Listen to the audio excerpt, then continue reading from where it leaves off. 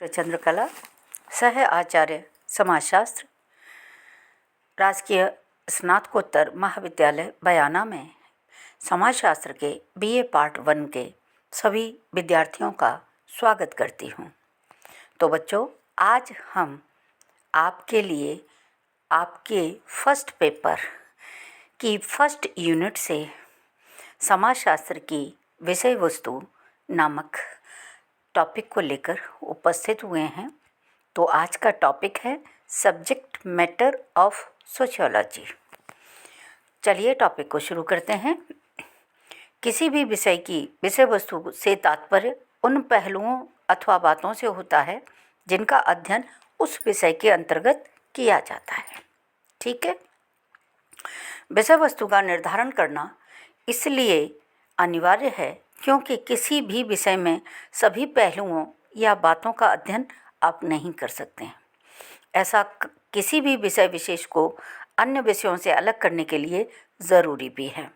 अन्य विषयों की भांति समाजशास्त्र की भी निश्चित विषय वस्तु है, परंतु एक नवीन विषय होने के कारण समाजशास्त्र की विषय वस्तु के संदर्भ में विद्वानों में मतभेद है।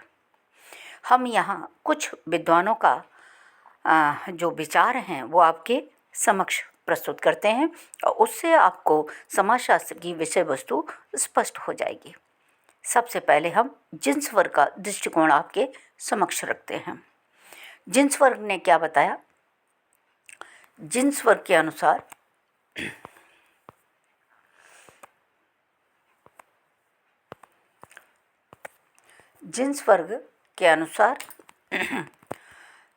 जो समाजशास्त्र की विषय वस्तु है वो 4 भागों में विभाजित है।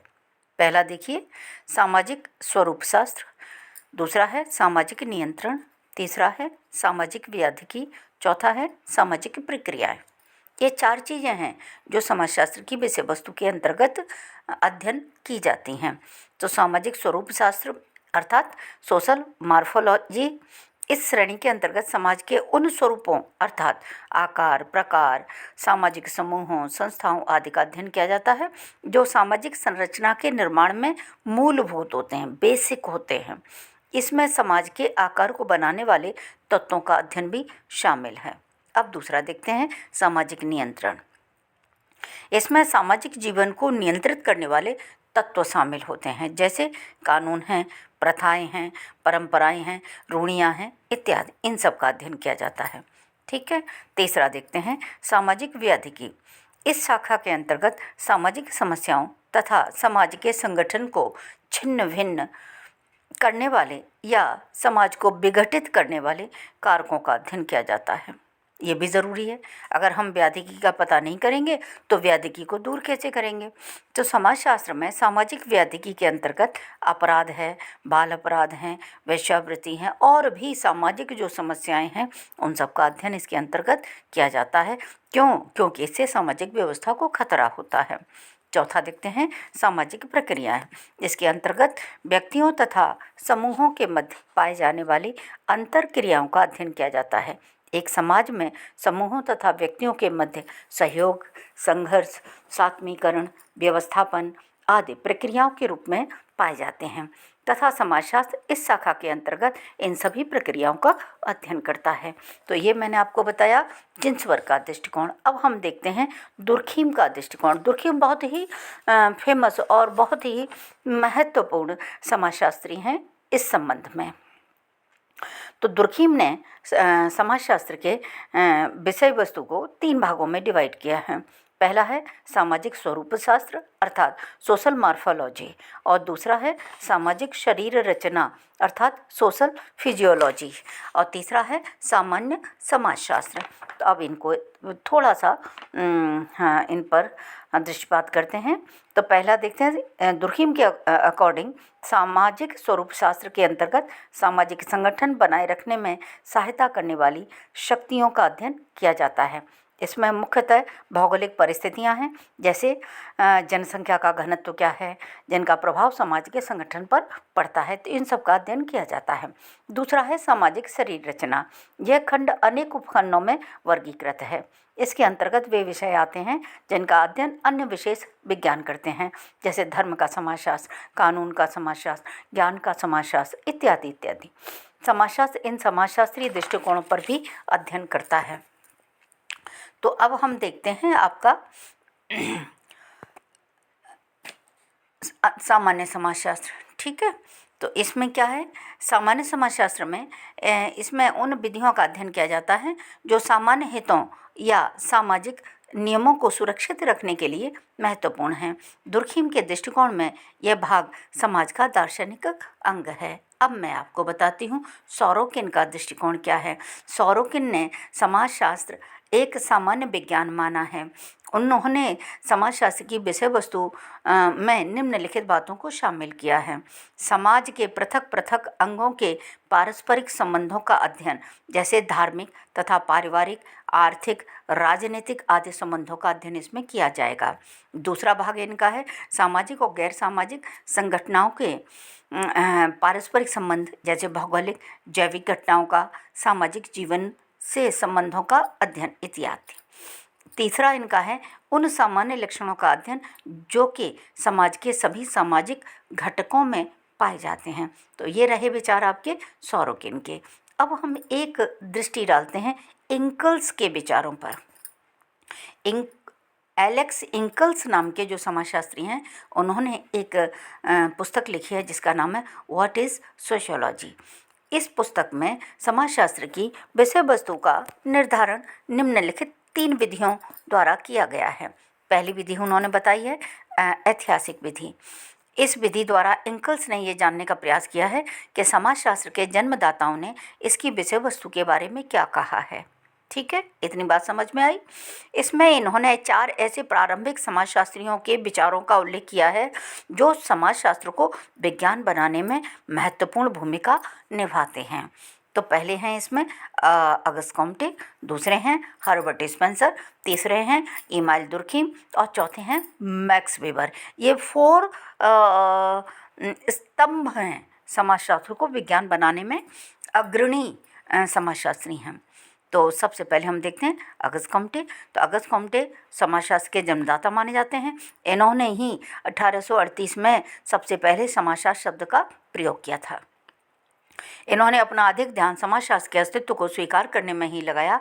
वास्तव में कॉम्टे क्योंकि समाजशास्त्र को एक विज्ञान मानते हैं जिसमें सभी दृष्टिकोणों को एक साथ रखकर अध्ययन किया जा सकता है, अतः इन्होंने इसकी कोई विषय वस्तु निर्धारित नहीं की है। इन्होंने समाजशास्त्र को 2 शाखाओं में बांट दिया। एक है सामाजिक स्थितिकी अर्थात सोशल स्टैटिक्स और दूसरा है सामाजिक गत्यात्मकता अर्थात सोशल डायनामिक्स। प्रथम शाखा में इन्होंने अर्थव्यवस्था, परिवार, राजनीति आदि प्रमुख संस्थाओं पर बल दिया है और दूसरी शाखा में समाज को इकाई मानकर इन्होंने उसके विकास और उसके परिवर्तन के अध्ययन को शामिल किया है। तो ये बात हो गई आपकी अगस्त कॉम्टे की। अब दूसरा राइटर लेते हैं हम हर्बर्ट स्पेंसर। इनकी पुस्तक का नाम है प्रिंसिपल ऑफ सोशियोलॉजी। यह पुस्तक 1877 में प्रकाशित हुई। ये पुस्तक 3 खंडों में प्रकाशित है। पहले में समाजशास्त्री विश्लेषण है। इन्होंने कॉम्ट के विपरीत समाजशास्त्र में अध्ययन की जाने वाली बातों की अधिक स्पष्ट रूप से व्याख्या की है। ठीक है, व्याख्या की है। इन्होंने परिवार, धर्म, सामाजिक नियंत्रण तथा उद्योग और कार्यों को ही समाजशास्त्र की विषय वस्तु नहीं बताया, अपितु समितियों, समुदायों, श्रम विभाजन, सामाजिक विभिन्नीकरण तथा सामाजिक स्तरीकरण, ज्ञान के समाजशास्त्र, विज्ञान के समाजशास्त्र, कला के समाजशास्त्र इत्यादि को भी विषय वस्तु में शामिल किया है। अब हम चलते हैं तीसरे राइटर पर और तीसरे राइटर हैं हमारे इमाइल दुर्खीम। दुर्खीम ने सामाजिक तथ्यों के अध्ययन करने पर बहुत बल दिया है तथा स्वयं श्रम विभाजन, आत्महत्या और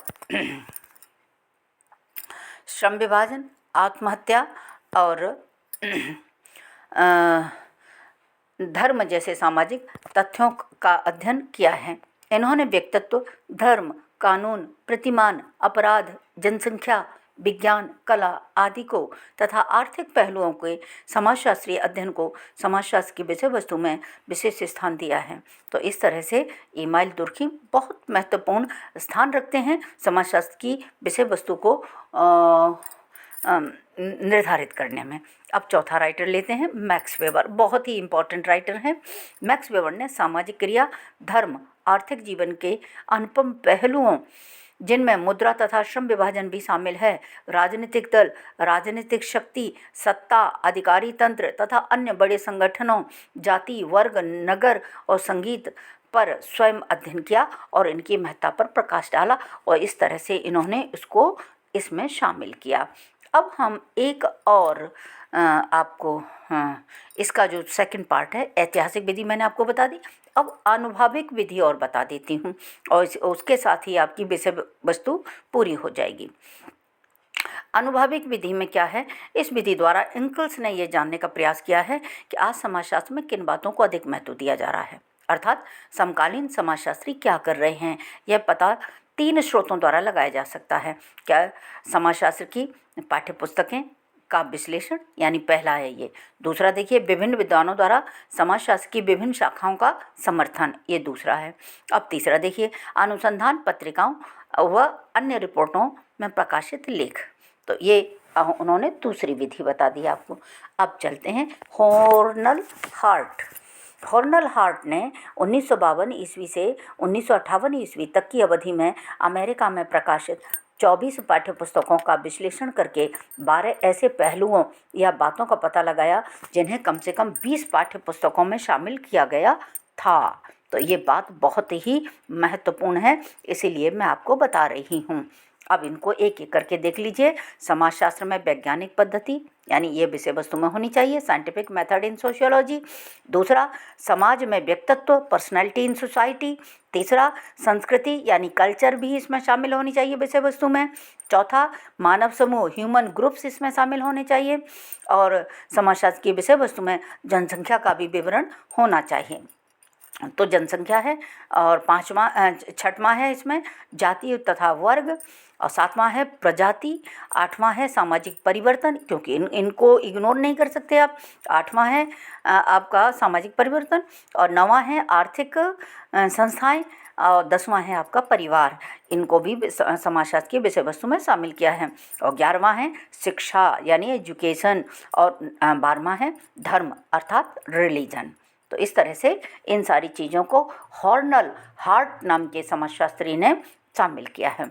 अमेरिकन सोशियोलॉजिकल एसोसिएशन, ठीक है, ने 1957 ईस्वी के अपने सम्मेलन में सर्वसम्मति से समाजशास्त्र की विषय वस्तु निर्धारित की, जिसे इंकल्स ने अपनी पुस्तक में निम्नलिखित चार्ट के रूप में प्रस्तुत किया है। अब मैं आपको एक लाइन में ये सारी चीज़ें बता देती हूँ। पहला देखिए इसका समाजशास्त्री विश्लेषण, उसका फर्स्ट पॉइंट देखिए, मानव संस्कृति और समाज, इसे शामिल किया है। समाजशास्त्री परिप्रेक्ष्य, इसको शामिल किया है। सामाजिक विज्ञानों में वैज्ञानिक पद्धति, इसे शामिल किया है। अब इसका ब पार्ट यानी सेकंड पार्ट देखिए। सेकंड पार्ट में सामाजिक जीवन की प्राथमिक इकाइयाँ, सामाजिक क्रिया तथा सामाजिक संबंध इसमें शामिल किए हैं।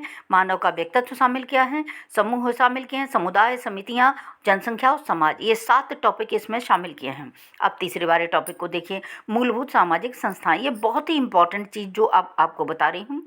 इसमें भी 7 टॉपिक हैं, परिवार और नातेदारी, आर्थिक संस्थाएं, राजनीतिक तथा वैधानिक संस्थाएं, धार्मिक संस्थाएं, शैक्षणिक और वैज्ञानिक संस्थाएं, मनोरंजनात्मक तथा कल्याण संस्थाएं, कलात्मक तथा अभिव्यक्ति संबंधी संस्थाएं। ये 7 मैंने आपको इसमें बता दी तीसरे पॉइंट में। अब चौथा पॉइंट देखिए, मौलिक सामाजिक प्रक्रियाएं। इसमें 10 पॉइंट हैं, विभेदीकरण तथा स्तरीकरण। दूसरा है इसका सहयोग, समायोजन और सात्मीकरण। तीसरा है सामाजिक संघर्ष। चौथा है संचार। पांचवा है सामाजिकरण और सैद्धांतिकरण। छठा है सामाजिक मूल्यांकन। सातवां है सामाजिक नियंत्रण। आठवां है सामाजिक विचलन। नौवां है सामाजिक एकीकरण और 10वां है सामाजिक परिवर्तन। इस तरह से मैंने आपको 10 पॉइंट आपको बता दिए और इसी तरह से मैंने आपको इसका सेकंड विधि बता दी। अब थर्ड और है एक विधि, उसको और संक्षिप्त में देखते हैं। विश्लेषणात्मक विधि, इसमें एंकल्स का कहना है कि समाजशास्त्र के जन्मदाताओं के विचार तथा समकालीन समाजशास्त्रियों के अध्ययन की रुचि के विषय समाजशास्त्र की विषय वस्तु को निर्धारित करने में पर्याप्त नहीं है। अतः समाजशास्त्र की विषय वस्तु को तार्किक विश्लेषण द्वारा निर्धारित करना भी अनिवार्य है। अन्य शब्दों में, इस विधि द्वारा एंकल्स ने समाजशास्त्र की बृहत विषय वस्तु को तार्किक दृष्टि से परिसीमित करने का प्रयास किया है। एंकल्स के अनुसार समाजशास्त्र की विशिष्ट विषय वस्तु में 3 पहलुओं को घटते क्रम में बताया है। समाजशास्त्र समाज का अध्ययन करता है, समाजशास्त्र सामाजिक संस्थाओं का अध्ययन करता है और समाजशास्त्र सामाजिक संबंधों का अध्ययन करता है। ठीक है, तो इस तरह से मैंने इस टॉपिक को पूरा करने का प्रयास किया है।